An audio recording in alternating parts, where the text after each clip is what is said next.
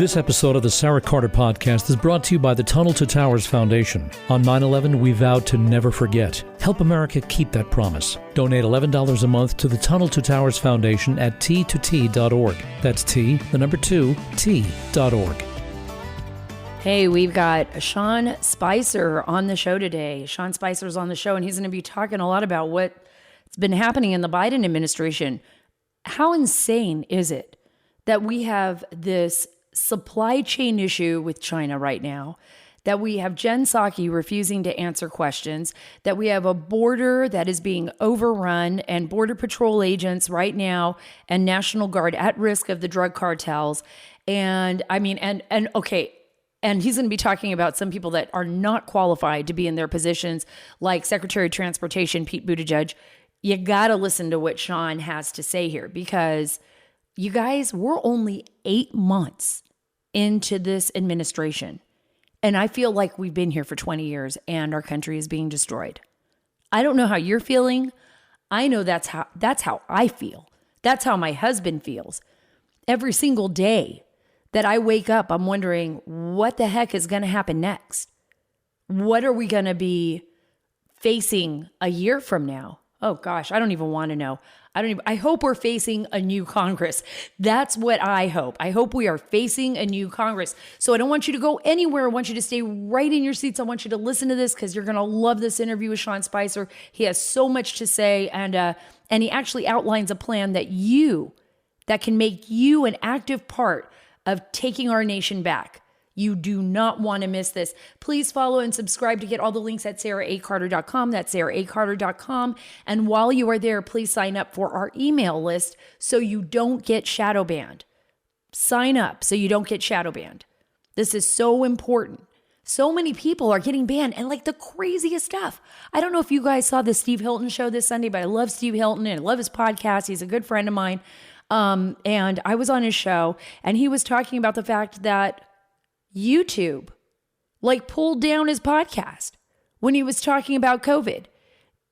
At first they told him, he was interviewing a doctor. He was interviewing somebody legitimately about the COVID vaccine.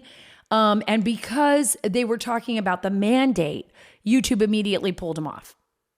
That's what's happening nowadays. And then YouTube said, oh no, we did it for legitimate reasons. We reviewed we reviewed your podcast and you violated our policy. And then all of a sudden, miraculously, the next day, YouTube's like, oops, we made a mistake. We're so sorry. We're so sorry. Now, this has happened to me over and over again as well. It's a disgrace. We live in the United States of America. This should not be happening, but it is. And I believe they did it on purpose. And I believe they gave it back to him because they got scared. Thank God. There's still a little bit of fear left in the fascist corporations that are working with our fascist government right now. So anyways, remember, subscribe, get all your links at sarahacarter.com, and sign up for that email list. Guys, now is the critical time to be vigilant in the defense of freedom. There is no better way to do so than by joining the Association of Mature American Citizens. That's AMAC. Remember, they support our military. They respect our veterans. They stand up for the flag. They believe in kneeling before God. They fight the good fight. By joining AMAC, you are taking the first steps to saving the America that you love, right? AMAC offers an alternative to just about every benefit that other group, AARP, offers, but without the liberal agenda. Folks, I stand with AMAC. I hope that you will too. I encourage you to join today at amac.us/Carter. That's amac.us/Carter, CARTER. The benefits of membership are great, but the cause is even greater. Join today at amac.us/Carter.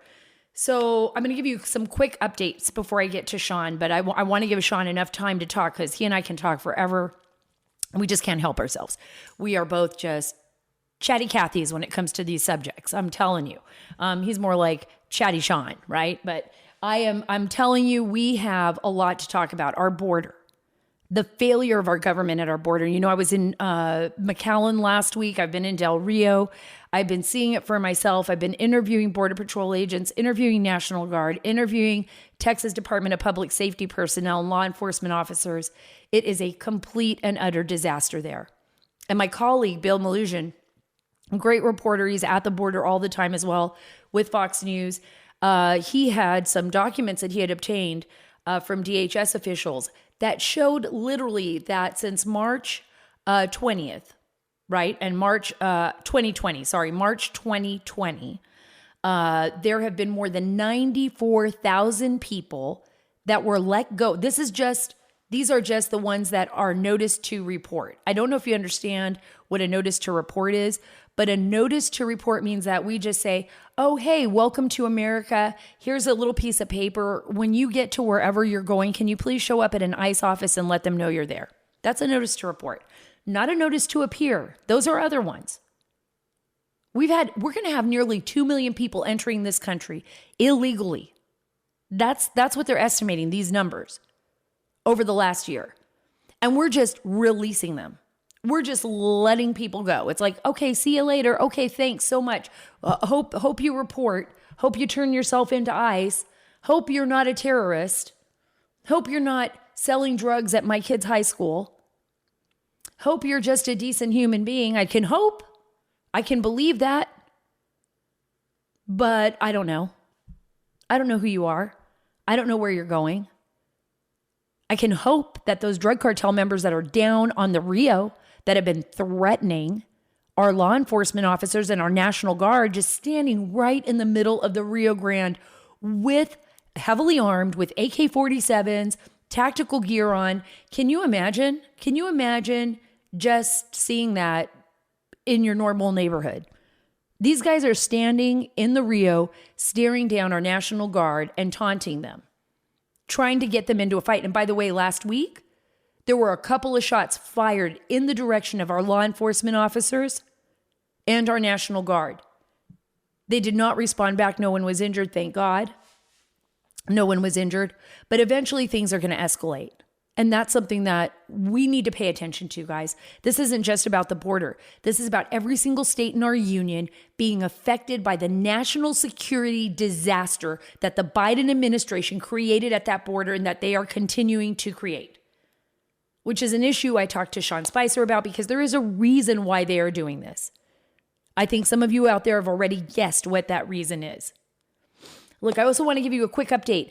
My friend Charles Navarro, who works with Congressman Mike Garcia, thank God for Congressman Mike Garcia out of California. One of the good things about California is Congressman Garcia, and by the way, and Congressman Nunez.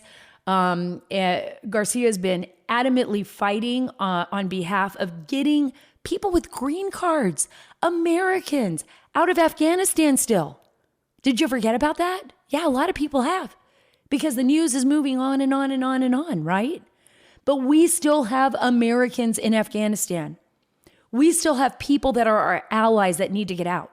So Charles Navarro, who works with Congressman Mike Garcia, and I, and as well as Harrison Rogers, who is a philanthropist and an amazing human being. Thank you, Harrison, so much for everything that you do and everything that you've done. He says, I do nothing, but no, without the philanthropy, without the people like you helping and caring, we would not be saving lives. We were successful in getting 4 women out, a woman and her 3 young daughters out of Afghanistan this week. Thank you very much to Charles, to my good friend Sherdil, to as well as Haji and others who all sacrificed so much and spent the last 5 weeks trying to get these women out so that they can get back to their home in California. Thank you again, Congressman Mike Garcia and everyone else, Charles Navarro and Harrison Rogers, for making this a successful extract, whatever we want to call it, getting them out, getting them safe, getting them to someplace away from the Taliban and Taliban rule. There are so many more, but I think we're getting the hang of it now, and hopefully we'll be getting more people out in the weeks and days to come, and I'll be filling you in on those developments as they roll along, and also how you can help later on when we figure out how to do that, how to establish that. I am not going to waste any more time. I'm going to jump right into it in a few minutes.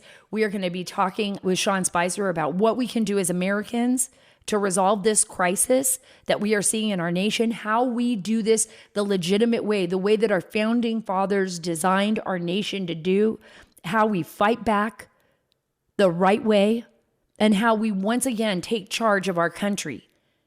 This is our nation, guys. We are proud of it. Our forefathers, our families have fought and died, spilled blood, so that our Constitution and this country can be a beacon of hope for people all over the world. That's why you're seeing the border overrun too. Because there is no place else in this world like this country, like America. Don't let the radical left fool you. Don't let them tell you we need to fundamentally change our nation. We do not need to fundamentally change this nation. We need to start obeying the laws of this nation, and we need to start, I guess, exemplifying those parts of this nation that make us the envy of the world. Freedom and liberty, independence, our ability to build and be better. That's it. Bring back the jobs to America. Not that the Biden administration is going to do that, with all their taxes. But that's something that was happening under President Trump, right? Under President Trump, it was like, let's make America first. Let's bring back the jobs here. We wouldn't be in this manufacturing hell right now if we would continue to do what President Trump had wanted to do, right? So let's be the best that we can be. The best bacon, guys. The best bacon, the best steak, and the best chicken. By the way, it all came to my house several days ago, was from Moink. I'm going to tell you, it was so good. It was so good. My husband and I fried that bacon. That was the first thing we did. We are having a barbecue. We have steaks. We have baby back ribs, everything delivered right to our door, fresh, from moinkbox.com. Moinkbox.com. You'll only find it on a family farm or caught in an independent Alaskan fishery, right? With fishermen. You will not get some kind of crazy meat. You're going to get fresh organic meat with moinkbox.com. Moink delivers grass-fed and grass-finished beef and lamb, pasteurized pork and chicken, and wild-caught Alaskan salmon. I can't wait to try those. I'm going to let you know about that on my next show. Direct to your door, helping family farms become financially independent outside of big agriculture. Isn't that what we do? We help each other. We bring each other up. We support family farms. Sign up at moinkbox.com/Carter and get listen to this. I'm telling you, you are going to love it. A year of bacon for free. Guys, a year of bacon for free. Moinkbox.com/Carter. Get a year of bacon for free and then pick up what meats you want delivered with your first box. Change what you get each month and you can cancel anytime. Think about that. So go to moinkbox.com. Moink is meat so delicious. I love it. I know you will too. Join the Moink movement today. Go to moinkbox.com/Carter right now. And listeners to this show get a free year of bacon. That's 1 year of the best bacon you'll ever taste, but for a limited time. Spelled MOINK, moinkbox.com/Carter. That's moinkbox.com/Carter. Again, without any further delay, I've got Sara and Spicer, former White House press secretary and host of Spicer and Company on Newsmax TV. He's the author of the book, which we will be discussing, Radical Nation, Joe Biden and Kamala Harris's Dangerous Plan for America. And it's a fact. Sara and Spicer, thank you so much for joining the Sarah Carter Show. I'm so grateful to have you back on. It's been a while. I know, but it's always great to see you. It's always great to see you too. There is so much to talk about because, as I was telling you before we got on, right, I am so frustrated, especially with the way the mainstream media, we've got the New York Times, Washington Post, CNN, MSNBC, whatever anybody wants to call it, treats Jen Psaki, although she says the most completely ridiculous things and should, by the way, be questioned on almost every single answer. I mean, Peter Doocy at Fox, great colleague, great reporter, great journalist, is always hammering on her. I want you to listen to this clip, and then I'm going to get into your book, and we're going to talk about all the craziness that is happening in the Biden administration. Listen to this clip of Jen Psaki and how she explains how things could be so much worse. But what the point is here is that we are at this point because we've made progress in the economy. And what would be worse, in our view, is if the unemployment rate was at 10%, people were out of work, hundreds of thousands of people were still dying of COVID, and people weren't able to lose their homes. So that's the full context. Wow, she never really had that full context, and neither did any of them when Trump was doing so great, when the administration was really roaring. So now they're coming up with these excuses. How do you respond to that? Well, I mean, look, it's her job to spin. It's just pathetic that none of these people in the press corps say, wait a second, so your answer is, hey, it could really suck. It could be. Hey, look, the answer is, look, it could be thunderstorming and the internet could be out, there could be a car crash and aliens could be invading. So, in that context, we're doing real well. I mean, the way that they called Afghanistan a success and now they're calling the economy a success, it's unbelievable. Talk about grading on a curve. These guys are unbelievable. Look, I will say this, you mentioned this before. The one thing about Peter Doocy is every one of his questions is respectful and civil, right? He asks the question that I think makes sense. He's not out there trying to jump up and down and get himself on YouTube and all that kind of stuff. That Like Jim Acosta? You mean kind of like Jim Acosta used to do? The idea that you legitimately have one reporter that you can point to, not you, anyone, and say, "Gosh, but Peter Doocy." I mean, I said this. It was quoted in the New York Times as saying this. I got a lot of flack for it. I walked into the lion's den every day. She walks into a bunch of kittens. And I think that that's true. That look at these folks. I mean, the idea that Peter, who asked very respectful, civil, on-topic questions, is tough, tells you everything you need to know about the rest of the people in that briefing room. Right. He never did, and he never does what Jim Acosta used to do with President Trump, where you knew Jim Acosta was just trying to get media attention. He was looking to write another book. He wanted to be the center, the showboat, the story. Peter's very straightforward. I hope Peter appreciates this and comes on the Sarah Carter show next time, because he's really a brilliant journalist, and he's really a good guy. Now, speaking of Jen Psaki, there's other people in this administration that are absolutely unqualified. This goes straight to your book. And I'm not saying that Jen Psaki's not qualified. I mean, you're right. She is supposed to spin. We're supposed to hold her accountable. And she is really kind of smart. She's playing both sides. She knows how to do this. But there are others in this administration. And right now we're seeing full evidence of that with the supply chain problem that we're having with China. Your book, Radical Nation, Joe Biden and Kamala Harris's Dangerous Plan for America. Dangerous Plan for America. Let's talk a little bit about Pete Buttigieg. Well, look, yeah, I was just looking down when you said it, because it's actually chapter 6 in the book called Team Biden. And you think about this. We have a Secretary of Transportation that's 38 years old. He was the mayor of a city, South Bend, Indiana, that has 100,000 people, that has 66 buses. 66 buses. I think 66 buses will go by my house today. And that's how many he managed in his entire city.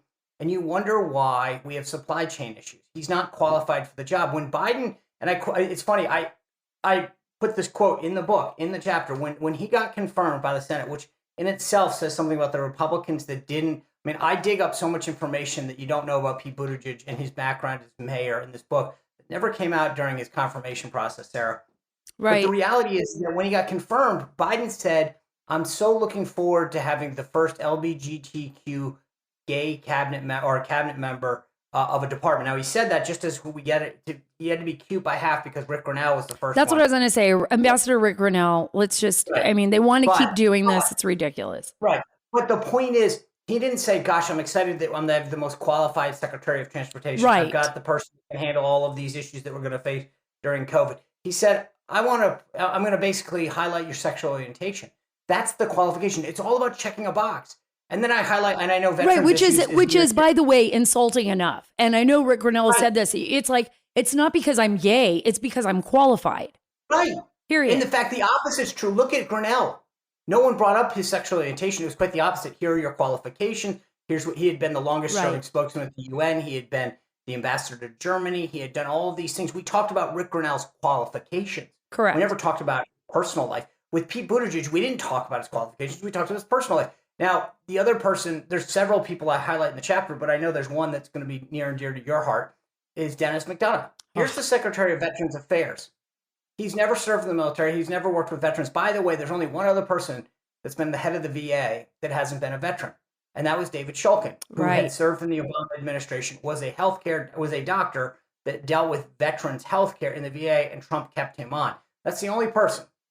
McDonough doesn't even have a healthcare background. So why did he get appointed as, and confirmed, frankly, as Secretary of Veterans Affairs? Well, this is the stuff that when you go through this chapter, it was going through the confirmed and unconfirmed staff. And I'm pointing out to people, do you have any clue who some of these people are that are running our government? Right. When you do, you go, now I get why it's so screwed up. Well, I'm going to tell you something. You know what? And you brought up Dennis McDonough. I think that's a really great point, considering that my husband, you're a veteran.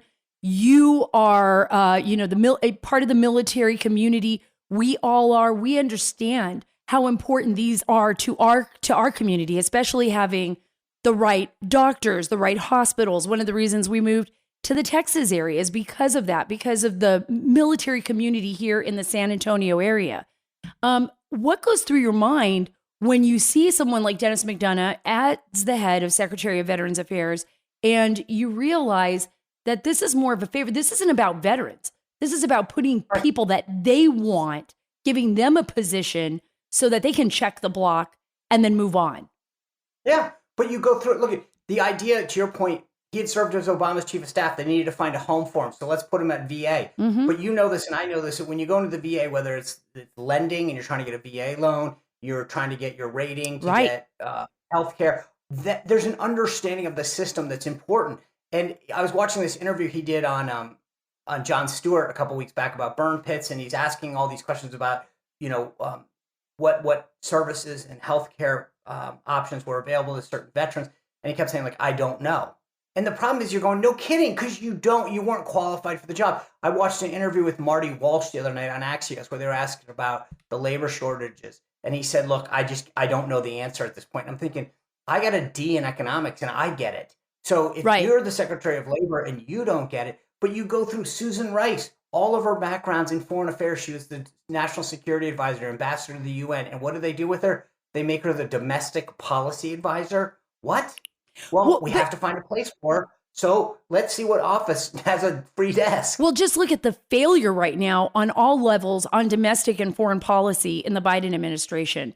I mean, you don't need to reach, you don't need to go out far, you don't need to understand, you don't even need to know these people. All you have to do is be a regular American, turn on your television, pick up a newspaper, and you look, and you got to say to yourself, we are in such a mess. If this does not get fixed, where will we end up? I mean, this is, 8 months in? We're 8 months in, Sarah. 8 months. Yeah. We blew it on Afghanistan. We've severed relationships, or at least fragmented them, with our allies across the globe, whether it's France, the UK, Australia, South Korea. Sarah, I'll tell you this. This is something it didn't make the book, but it blew my mind. Probably going back 3 weeks now. There was a repatriation ceremony. South Korea was bringing back, it was the first joint repatriation ceremony in history for the United States.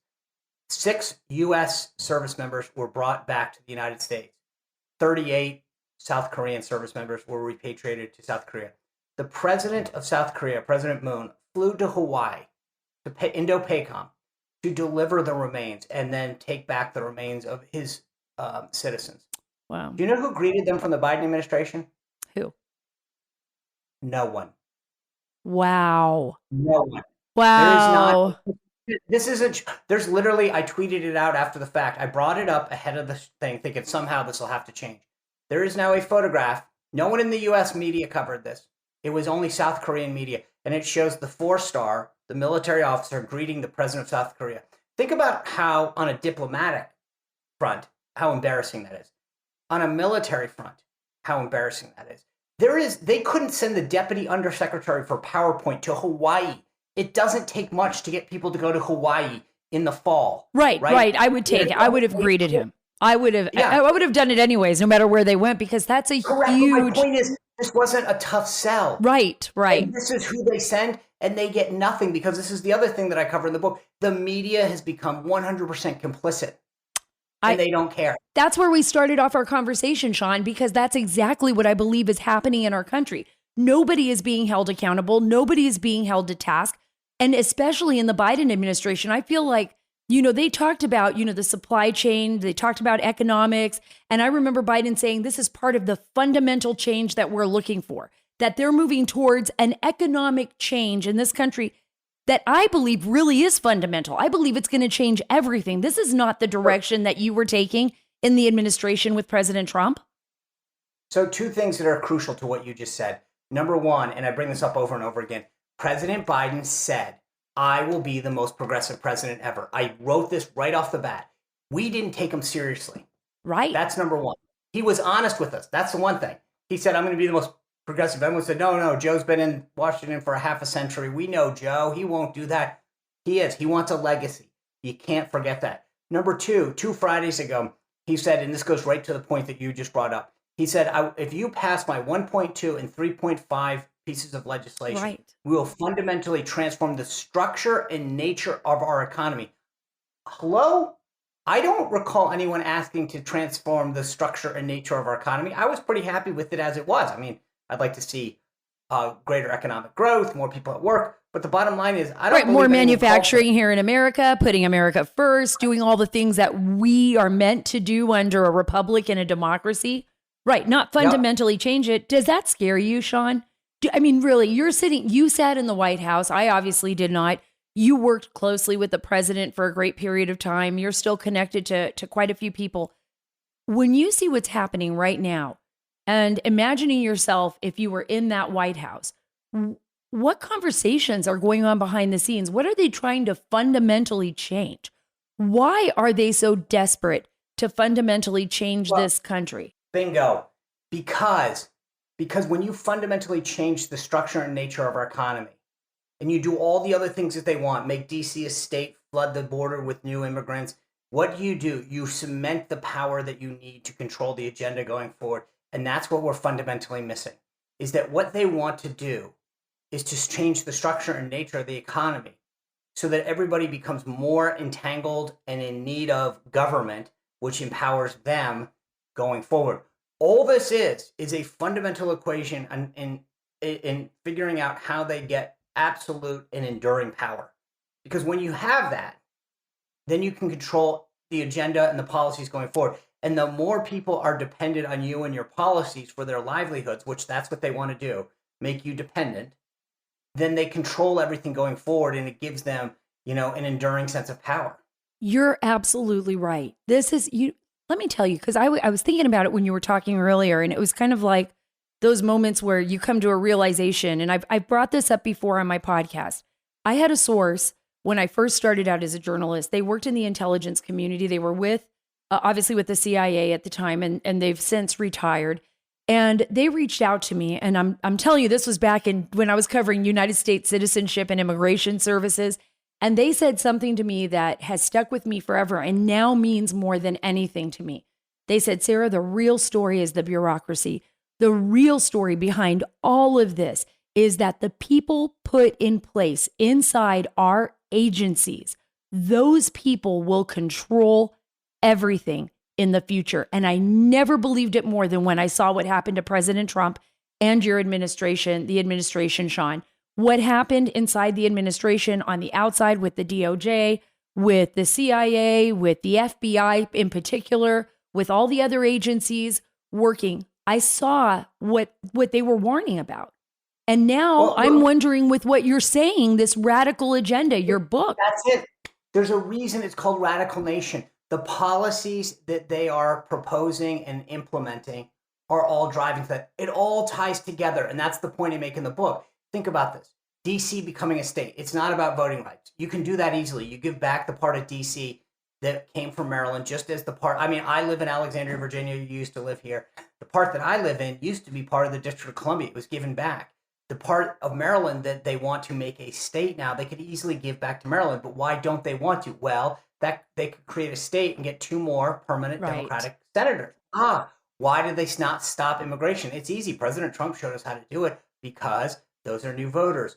All of the things that they are doing are being done. Same thing with voting rights. They get it. Why wouldn't you need an ID? That makes sense. Well, unless you're really trying to get more people to vote, that shouldn't be. Everything that they do is in pursuit of more power. And in the point that I think is important in the book to understand is that you fundamentally need to understand the why. Right. Why do they do these things? Because they defy common sense in so many ways, unless you realize that there's a greater goal, a greater political goal, a greater sense of power that they want to achieve and hold and maintain in, forever. But do you believe they could be blindsided by their own power? I mean, by their need for this power? For example, we see what's happening right now off the coast. We see the supply chain issue. We've seen what's happened with China. Even if COVID, even if that somehow benefited whatever was going on politically, unfortunately, it's a horrible illness. It's a terrible disease, all of that stuff. But even so, we saw China, I was talking about this, controlled 95% of our production of antibiotics. We see that China controls the supply chain. China has been pursuing controlling the supply chain for a long time. This is not something that just happened because of COVID. China's actually been working on this for years. It's part of their written plan. And they've been expanding in Africa. They've been expanding in Central America. All the while, it seems like the Democrats are sitting back and, trying to control their little fiefdom. They're sinking America at the same time. So they're sinking themselves. Well, it's funny because Secretary Buttigieg, who we just talked about his lack of qualifications, was talking about this over the weekend, that he said part of the whole potential result of all this supply chain backup is that maybe companies will start to come back to America. And I'm thinking, okay, well, if that was true, then why are you raising taxes on them? Right. That's not exactly an incentive. They've done nothing to want to make companies stay in America. In fact, quite the opposite. You think about it COVID-wise, right? So they sent us the disease. Right, Then they did. Our PPE.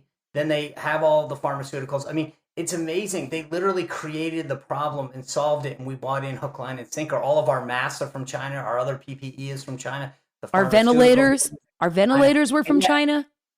Right, but it's all happening right in front of our face, and everybody sits there and looks like, gosh, what should we do about this? And I scratch my head sometimes thinking to myself, like, the solutions are not that complicated. And one of the things that Trump got was, in a lot of ways, you like to give him a lot of credit, like he's this genius businessman, but he just applied common sense in almost every situation and said, what makes the most sense? Not what do a bunch of bureaucrats think. And so that tells you how messed it up when Trump went in and started to say, well, why aren't we negotiating prices on that? Why didn't we do it this way? And that injection of common sense was so foreign to the way that the process had worked and works now again, that it was such a shock. And that just tells you how nutty this is, that common sense is a shock to the system. Well, this is what's so crazy. I know you're scratching your head. I talk to Americans all the time, whether I'm in the airport, at a grocery store. If someone comes up, they're feeling the same way. They're feeling like, I can't even express what's going on here. I feel like we're being bamboozled and gaslighted at every single turn.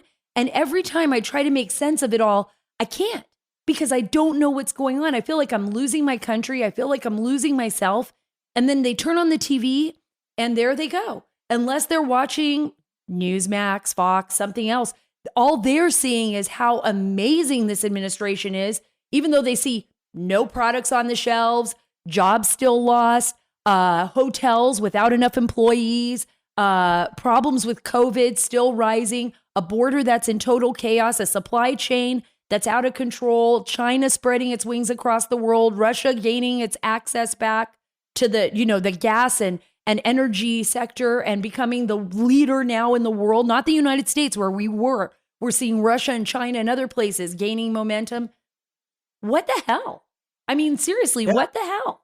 What are we supposed to think about this? But see, this is the problem. I have 2 chapters in here on the media, and they're near to the end of the book, that it's called American Media Disgrace Part 1 and American Media Disgrace Part 2, chapters 17 and 18. This is the point.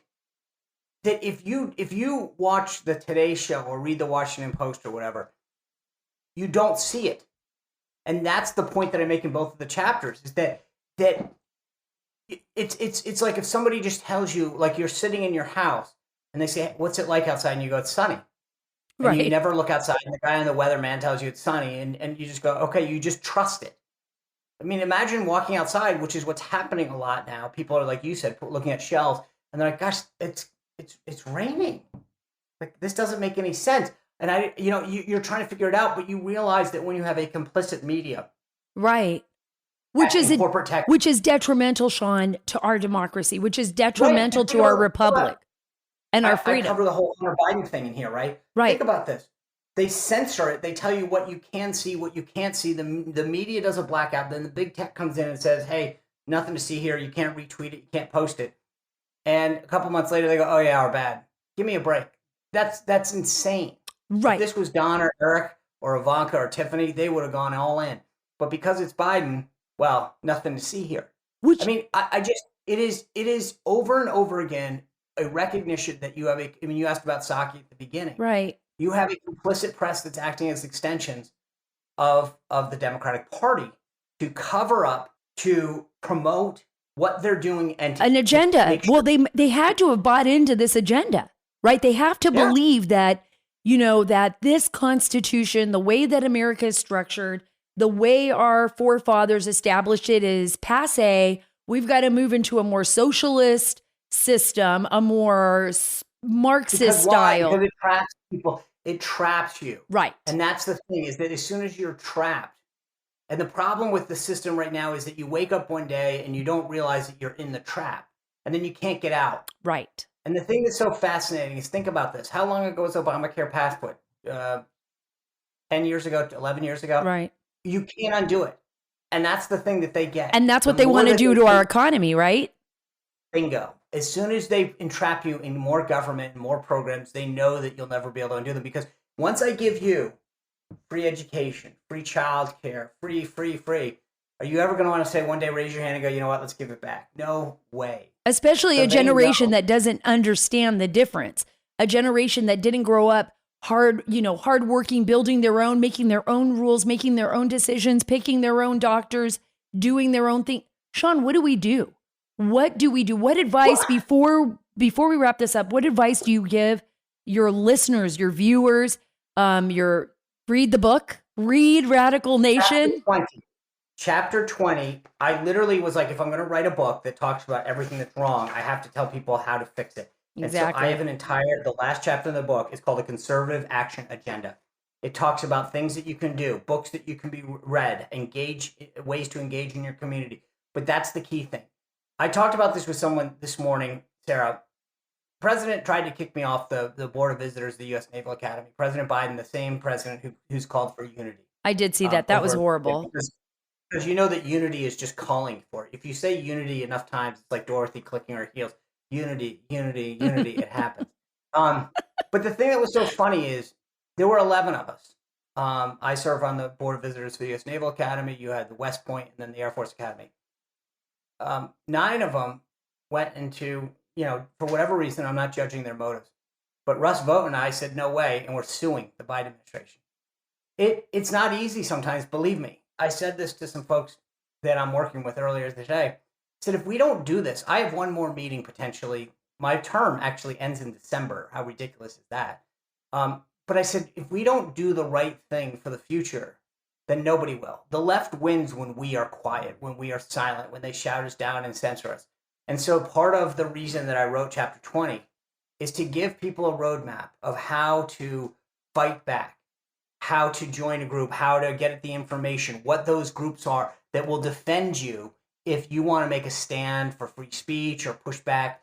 But we have to understand that if we're silent, they win, and we need to have our voices heard. And I know you do this every day. But part of this is being informed. And one of the things that when I talked earlier a moment ago about DC is having the facts to push back. So real quickly, when somebody says, when the Democrats say we want the residents of the District of Columbia to have voting rights, I think to myself, oh, I do too. And that makes actual sense, right? Gosh, we all want to have the right to vote. This is America. And so normally you'd say, gosh, I'm with them. But then I walk people through how the framers set up the District of Columbia, 10 square miles, parts from Virginia, parts from Maryland, and then how over time, parts of it were given back to Virginia when they realized they didn't use it anymore. And so the logical answer to me is, we'll give back the part of Maryland that is no longer needed, give those people their voting rights back, give back to Maryland, which was taken the same way it was from Virginia.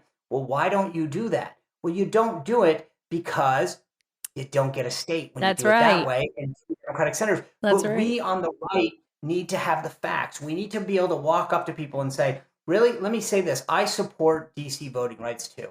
So here's what I want to do. I want to support Maryland getting part of it back. And frankly, I think Republicans should pick up the mantle and champion it, because where they're going to end up losing this fight at some point. So at least get back to giving it back to Maryland. I don't understand why. And so that's brilliant. That is a brilliant point. And that's something that all of you out there listening right now to Sean, I really am taking that to account. I mean, there's a lot of times we want to do something, but we're just not educated on how do we do this the right way. It's not me, it's not anyone else. It's not, it's look, we don't have a ton of time. That's why I wrote it all down. I explained the immigration crisis that's going down right now as well. Why aren't they stopping it? Here's all of the things that they could be doing that they're not. So it's not like they're trying really hard and they're getting overwhelmed at the border and you go, gosh, it's just tough. They literally have reversed policies that are encouraging this to happen. And once you get that, then you say, when you get to that crazy uncle that you're going to sit down or aunt at Thanksgiving or Christmas or what have you, you now are going to be armed with the facts to say, really? Because if you do believe that, then why aren't they doing 1, 2, and 3? Why did they repeal these 3 things? But once you have the facts, right, you can fight so much more effectively. Oh, absolutely. I agree with you 100%. It's always the reason why especially when I was covering journalism as a journalist, not as a commentator or columnist. And even though I do investigative reporting now, I do it as a columnist. I always tell people this is how I feel about it. But when you go down to the border and you see it, they can't lie to you anymore because you already know what's happening. That's about talking to the people, getting the book. Everyone out there, please get Sean's book. This is so important. It's Radical Nation, Joe Biden and Kamala Harris's Dangerous Plan for America. I mean, I would have Sean on anyways, even if he didn't have this book, because I think he's brilliant. And of course, Sean and I have known each other for some time now. But I think it's important that we have tools in our hands that give us the ability to make the right decisions and go to your kid's school, find out what's going on with the school board, talk to their teachers, for crying out loud. Just be involved. This is America. Can I tell you one thing? Yeah, go right ahead. There's all this talk about critical race theory, and I know you were able to get the heck out of Virginia, but I'm stuck here. I know. And Terry McAuliffe keeps saying that CRT is made up. Well, one of the things that I did in the book was go back and look at its origins. How did it come to be? And that's the thing that I think is important, is if you're going to do it, because when you read this and you realize where CRT started and then you go, it is happening. But the problem is we have this discussion about critical race theory, and I don't think enough people understand the origins, which is why I wanted to go back and research it to be able to say to people, here's where it came from. Here's what it means, and here are its goals. Sean, you're 100% right on this. We really have to know where things came from. That's the trick here. The left is always trying to say, well, it's the right that doesn't want to give the full truth. No. It's these radical leftists. And I'm not talking about our father's Democratic Party or our father's or mother's Republican Party. I'm not talking about that. I'm talking about the fundamental changes, what they're trying to do to your children in school, what they're trying to do to us, how they're trying to divide us. I could bring you on here. I could talk about everything because it's Disney, it's television, it's Hollywood. There is a battle in this country for our soul, Sean. And we need to get out there. Look, Sean's a general. I call him a general, right? He's leading the way. He's got a book out there. We can all get on this battlefield in the right way, in the good way, with what our founding fathers wanted us to do, which is getting involved in our community, standing up, going and voting. 2022, 2024, we need to be there and we need to speak out. Thank you so much, Sean, for being here today. And I can't wait to have you back. I love your show, love everything about what you're doing, and your book's phenomenal. Thank you. Hey, it's always a pleasure to be with you, Sarah. Okay, folks, get his book. If you want to know how to help save America, get his book. Sean Spicer's Radical Nation, Joe Biden and Kamala Harris's Dangerous Plan for America. You will want to read that ASAP if you want to do anything about saving this country, and I sure do.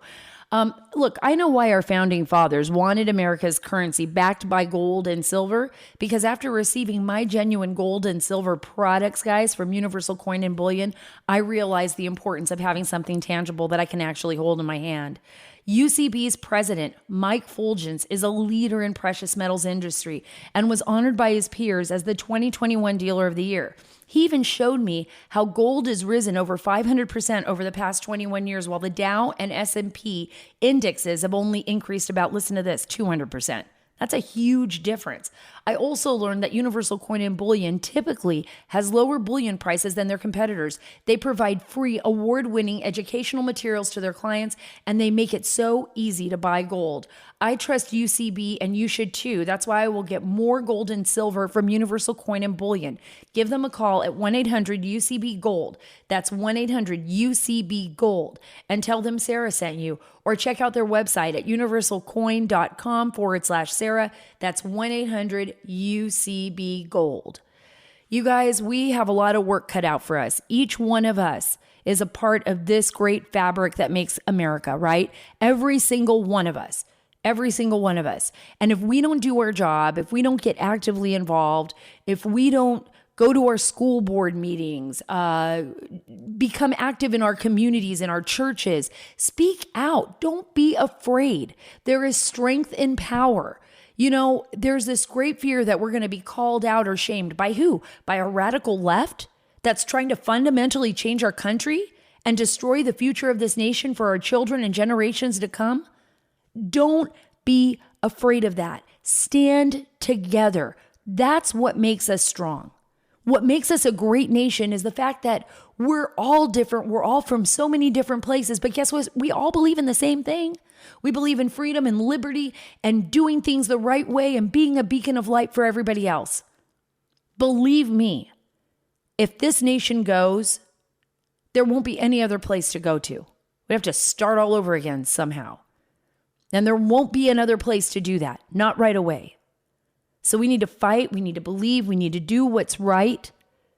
We need to utilize those tools that are established for us in our Constitution and in our laws to take back this country. Remember, 2022, 2024 is not that far away, although the way Biden's running things in this country, it feels like a lifetime. I know, but that gives us time to build up some reinforcements to do the right thing, to get the word out, and to take back our country. Thank you again for being a part of the Sarah Carter Show. It's so great to have you with me. Remember, it's right here where we're taking back the story. Again, follow me on Twitter, follow me on Facebook, find all of my social media at sarahacarter.com. That's sarahacarter.com.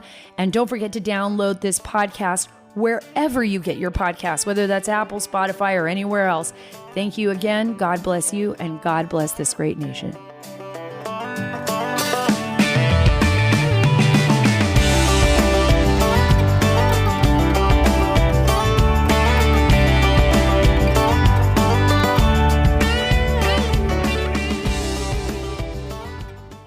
Today, I'm joined by Rebecca Weber, the CEO of the Association for Mature American Citizens. It's also known as AMAC. Can you share a little bit with the audience about your father, Dan Weber, and how he founded AMAC and why? My father formed AMAC after he recognized that the AARP really was not representing his values, and those values were really faith, family, and freedom. And my father believed in America's greatness. He believed that there was what he described as a cultural shift occurring in our country. He thought that the very, very foundation, the Constitution, was being disregarded. And we saw that the power of government was growing and individual freedoms were diminishing, were being threatened. And to get more specific was in 2006 when he said to me that he was canceling his AARP membership. And I said to my father, why would you do that? And he said, well, they've just named Harry Belafonte Man of the Year. And he went on to say that Harry Belafonte had commented to Hugo Chavez saying that George W. Bush was the greatest terrorist threat in America. And my father said something is wrong with that. So he saw the AARP make this sharp left turn. And that was when he said, let's form AMAC. And I said, let's do it. Rebecca, thanks so much for being with me today. I'm honored to have you and AMAC as a sponsor for the Sarah Carter Show. You know, for more information, folks, visit amac.us/Carter.